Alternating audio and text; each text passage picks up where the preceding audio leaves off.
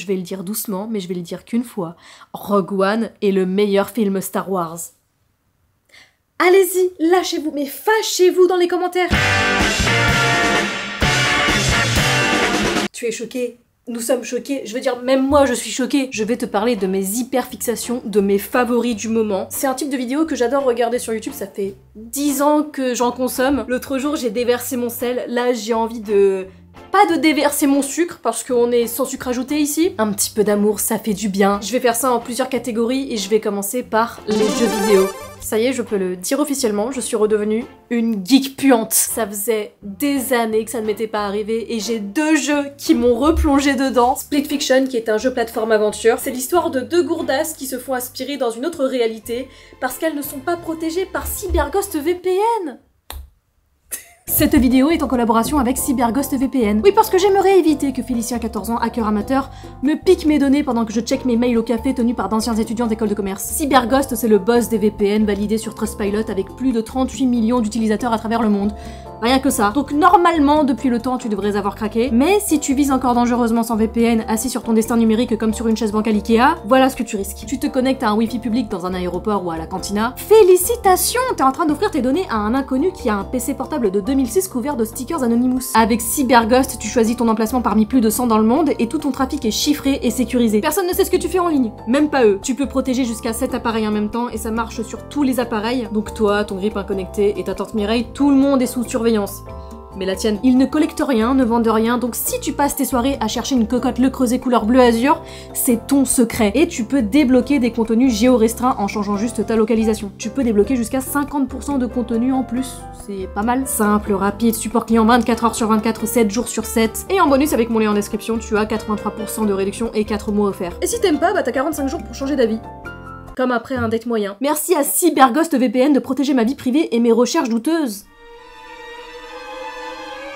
Revenons à Split Fiction. Bienvenue dans Split Fiction, le jeu où tu cours après toi-même à travers différents univers de science-fiction et fantasy. À travers les brumes quantiques et forêts enchantées, tu poursuivras ton propre reflet éclaté. Fragments d'âme dispersés entre la science des astres et le souffle des dragons. J'ai adoré ce jeu. Bon, c'est un jeu qui se joue à 2. Tu sautes entre différentes réalités comme on change de chaussettes quand on devient une saucisse. Mais alors... Le climax, ça a été fait par les mêmes créateurs d'It Takes Two, donc si t'as kiffé, normalement tu devrais aimer Split Fiction. Faut savoir que je suis vraiment très difficile en jeu vidéo, et ce jeu vraiment, il m'a mis une claque. Déjà ça se voit que ceux qui ont créé le jeu ont kiffé le faire, en tout cas j'espère qu'ils ont kiffé et qu'ils n'ont pas fait ça dans des conditions dégueulasses, on se sait. Bref, c'était un banger, mais ce n'est pas Split Fiction qui m'a fait retomber dans mon éra de geek puante.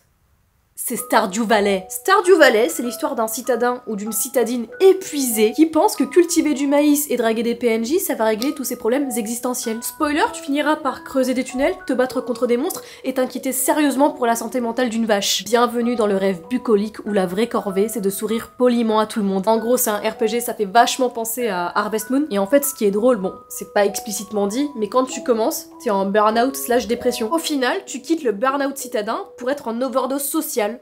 En gros, c'est génial. Non mais ce jeu, j'étais pas prête, hein. Je m'attendais absolument à rien. Et ça a aspiré, mais juste tellement de soirées. C'est un jeu qui est hyper addictif, t'as tellement de choses à faire. Je suis très nostalgique des années 90, donc forcément l'esthétique me plaît beaucoup. Mention spéciale aussi au sound design qui est juste incroyable, c'est hyper satisfaisant. Et le jeu a été fait par un seul mec. Mais ça, je trouve ça fou. Tout est trop bien dans ce jeu. C'est un jeu wokiste. Tu peux être homosexuel et te marier. Tous leurs personnages ont leur histoire, tu peux te marier avec certains d'entre eux. D'ailleurs, Shane, mais quel trou du cul. Branchez-vous Stardew Valley si c'est pas déjà fait. Ok, catégorie série, j'ai commencé et terminé il y a peu Sévrance. Oh là là, mais ce pain, un pain.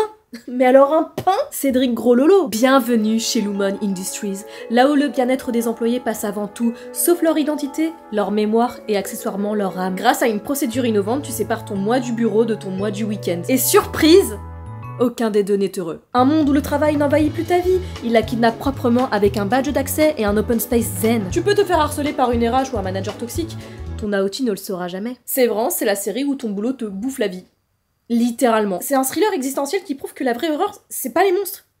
C'est le team building à durée indéterminée. Elle m'a mise une claque et ça faisait longtemps que c'était pas arrivé. Tout est millimétré, dépoussiéré, c'est incroyable. Combini a fait un très bon article sur le sujet de Sévrance qui est une critique en sous-texte du fascisme. Moi je tenais à dire, je me dissocie de l'URSSAF. Voilà, je me dissocie des impôts, de toute responsabilité. Je vais parler de séries Star Wars. Alors, j'ai boudé les séries Star Wars après avoir visionné Star Wars 9 qui est une purge, mais on m'a forcé à regarder The Mandalorian et cette personne a bien fait. Juste parenthèse, j'ai pas encore vu la série Andor qui apparemment est la meilleure série Star Wars. D'ailleurs, je vais le dire doucement, mais je vais le dire qu'une fois.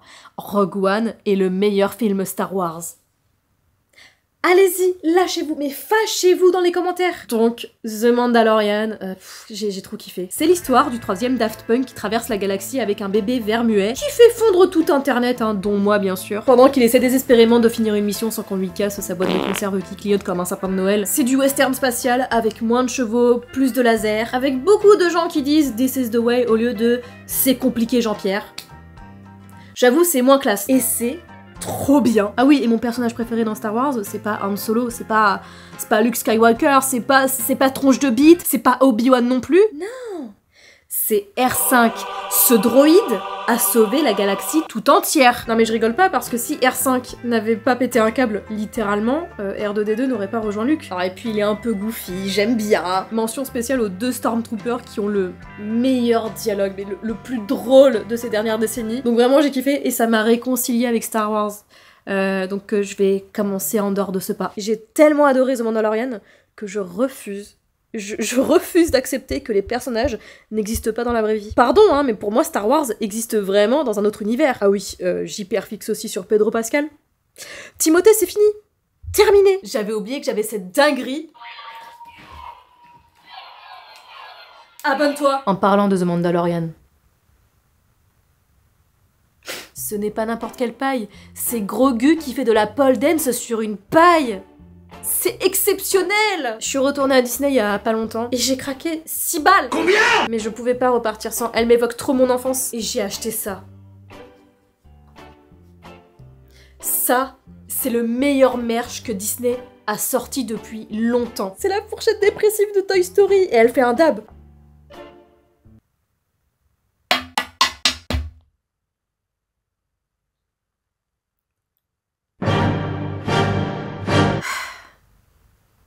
C'est une catastrophe. Le matcha, cette boisson d'homosexuel servie par une lesbienne obèse de 120 kilos. J'ai acheté, j'ai goûté, j'ai adoré. J'ai voulu tester pour débunker ce phénomène en étant persuadée que ça allait être de la daube, donc j'ai commandé une canette à 30 balles d'une influenceuse, et j'ai eu un coup de foudre. Et c'était pas du love bombing. Ça fait plus d'1 an qu'on est en relation. Sauf que cette relation, elle me fait un peu souffrir parce que c'est horriblement cher. Alors oui, il y a des matchs à moins cher, hein, mais c'est pas dingue. Hein. Si tu en veux des bons et des pas chers, faut aller directement au Japon. J'en ai testé vraiment beaucoup et ça, c'est rien. J'en ai testé plus d'une vingtaine. J'en ai testé dans des cafés aussi et franchement, autant le faire soi-même. Comme tu peux le constater, je suis accro. Celui-là, je l'ai acheté chez Irachag à Paris. Qui aime pas bon! Celui-là, il ne se vend qu'en boutique. C'est 45 € les 100 grammes. Il est de qualité cérémonielle, mais... C'est ta mère. Enfin, ta mère. Je parle de l'amertume. Celui-là, non, vraiment. Lui, je l'ai acheté à Lille et il est vraiment pas mal. Et mon préféré, bah, c'est celui-là. C'est l'authentique de la marque Noka Matcha, qui est une marque d'une autre influenceuse. Ça coûte une blinde et je vais pas dire que c'est normal que ça coûte aussi cher. Parce que non, je pense pas que ce soit normal. J'adore le matcha. Dans 30 ans, dans 2 semaines, il y en aura plus. Catégorie lecture! Comment ne pas parler de ça? Non, je rigole. Ça va pas ou quoi? Culotté de Pénélope Bagieux. C'est tout simplement la bande dessinée qui te présente des femmes tellement badass qui te ferait passer ta vie en mode Netflix and chill à Révolution and chill. En passant de Joséphine Baker à Eddie Lamar à d'autres noms qui ne sont pas connus du grand public, chaque histoire est une gifle d'inspiration qui te donne envie de tout plaquer pour changer le monde. Autant les mecs que les meufs, hein, vraiment, intéresse-toi-y. Pyongyang de Guy Delisle. Alors, je sais que c'est un grand classique, mais je l'ai découvert que très récemment. Pyongyang, c'est le journal de bord d'un gars qui va bosser en Corée du Nord. Entre visites ultra surveillées et regards suspicieux, c'est un voyage où l'humour noir est ton meilleur passeport. En gros, au début des années 2000, 2003 je crois, t'as Guy Delisle qui part vivre pendant 2 mois en Corée du Nord pour le travail, et il te raconte sa balade glauque dans cette société complètement coupée du monde avec un humour pince sans rire. Je trouve que son récit graphique traduit bien le malaise qu'il éprouve face à l'absurdité du pays qui est emprunt à l'horreur. Et vraiment j'ai beaucoup aimé, ça m'a bien donné envie de lire les autres ouvrages qu'il a fait. Je sais pas trop comment nommer cette catégorie, mais en gros, c'est trucs qui ont changé ma vie. Avoir une frange. J'ai mis 45 ans pour comprendre que la frange, c'est ce qui m'allait le mieux. J'ai des cheveux nuls, j'ai les cheveux super fins, j'ai un épi par ici. Du coup, quand j'ai pas de frange, j'ai vraiment un front populaire. Quand j'étais plus jeune, mon père me faisait chier pour que je coupe ma frange. Bah, il avait raison. Mon père avait raison sur ça, mais il avait pas raison sur tout, notamment vendre mes cartes Pokémon. Quelle idée de merde! J'avais un fenard holographique première génération, Florizarre aussi. Bref, j'étais à ça d'être riche. Putain, c'est fou à quel point une décision de merde peut changer ta vie. Je peux pas ne pas parler de YouTube. Dernièrement, j'ai beaucoup regardé Bus with Josie ou Comment romantiser sa vie. C'est une meuf qui fait des road trips avec son van, sauf que son van, il a une esthétique particulière. C'est très cocooning, Pinterest et... Bah moi j'aime bien. Alors je sais que romantiser sa vie, c'est symptomatique du capitalisme, mais j'en ai rien à secouer.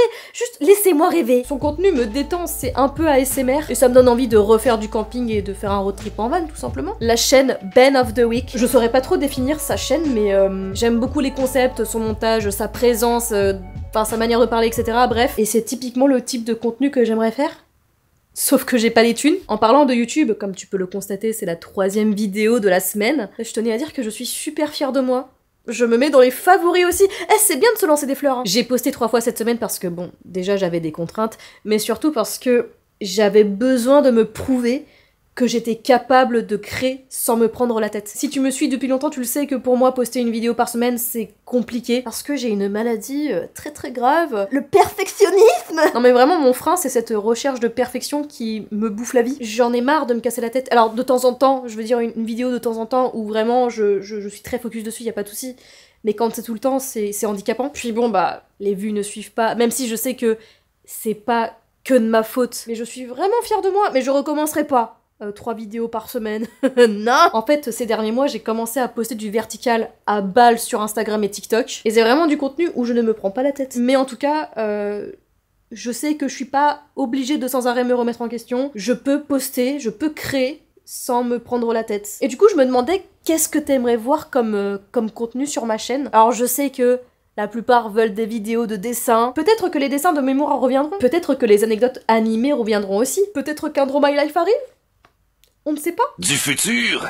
Vraiment? Ces trucs que je n'ai pas encore. Il faut que j'en parle. Je ne peux pas ne pas en parler. La cocotte, le creuset couleur bleu azur. J'ai harcelé un peu tout le monde avec ça? Je ne suis pas désolée. En fait, je t'explique. Je ne veux pas seulement la cocotte, le creuset couleur bleu azur. Je veux le set tout entier. Le creuset couleur bleu azur. Les assiettes, le faitout, le beurrier, la marmite, les cocottes. Je veux tout. Puis surtout, j'ai un objectif. C'est d'avoir un chez moi avec une dominance de bleu. Parce que le bleu, bah, c'est ma couleur préférée. J'ai vu un magnifique frigidaire bleu azur. C'est mon empire romain. Je rêve aussi d'un piano à queue Steinway & Son que je peindrai en bleu. Je vois la vie en bleu. Petit rappel que tu as 83% de réduction et 4 mois offerts avec CyberGhost VPN, sans oublier que tu as 45 jours pour changer d'avis, donc si tu veux, tu peux tester pour débloquer du contenu exclusif ou pour protéger ta vie privée. J'ai une question.